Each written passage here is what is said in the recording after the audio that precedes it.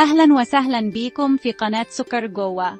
يا رب تكونوا دايما بخير وسعادة. حلقتنا النهاردة عن موضوع مهم لكل بيت وبيأثر في مستقبل ولادنا، وهو التعامل مع الأطفال في علم النفس. أولادنا هم زينة حياتنا، وربنا وهبهم لنا أمانة في رقابينا، ومسؤوليتنا ناحيتهم كبيرة. في حلقتنا دي هنقدم لكم نصايح مهمة من علم النفس عشان تساعدكم تبنوا علاقة قوية وسليمة مع أطفالكم وتربوهم أحسن تربية. خليكم معانا عشان نتعرف سوا على عالم الطفولة ونكتشف أسراره ونشوف جمالها. طيب يا ترى كم مرة زعقنا لأطفالنا وإحنا بنذاكر لهم، فاكرين إننا كده بنحببهم في المذاكرة؟ لكن الحقيقة إن الزعيق بيأخر فهمهم وبيخليهم قلقانين ومش عارفين يطلعوا اللي جواهم. لازم نفتكر دايما إننا بنشتغل عشانهم مش ضدهم. ولادنا لسه صغيرين، لازم نفتكر دايما إن فهمهم غير عنا، وإنهم محتاجين مننا صبر ومجهود وتكرار.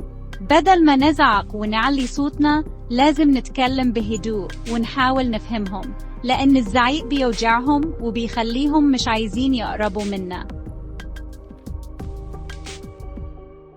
مفيش أحلى من القعدة مع ولادنا قبل ما يناموا. أسئلة بسيطة عن يومهم، كلام حلو عن أخلاقهم، قصة خفيفة نسافر بيها في عالم الخيال. اللحظات دي بيبقى ليها سحر خاص على نفسية ولادنا.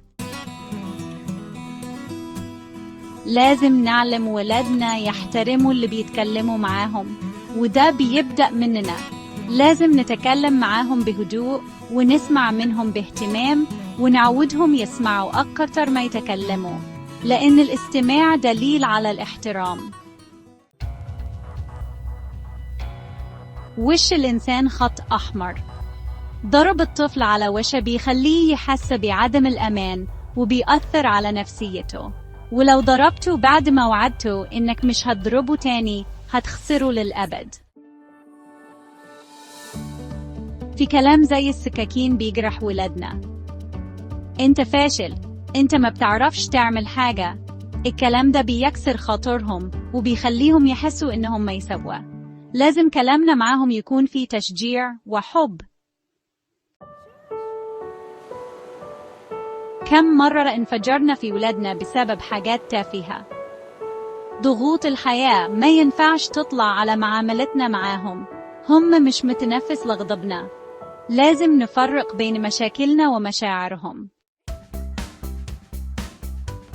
الكنز الحقيقي مش في البنوك، الكنز الحقيقي في ضحكة ولادنا وعفويتهم. الوقت بيجري بسرعة، لازم نستمتع ببراءتهم ونلعب معاهم ونشاركهم أوقاتهم الحلوة، عشان الذكريات دي هتفضل كنز نفتخر بيه دايما. وبكده نكون وصلنا لنهاية رحلتنا القصيرة في عالم الطفولة، عالم البراءة والصفاء.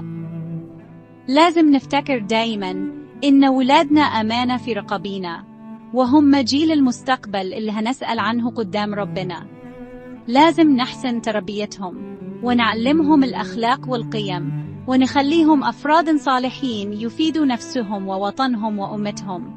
استودعكم الله الذي لا تضيع ودائعه.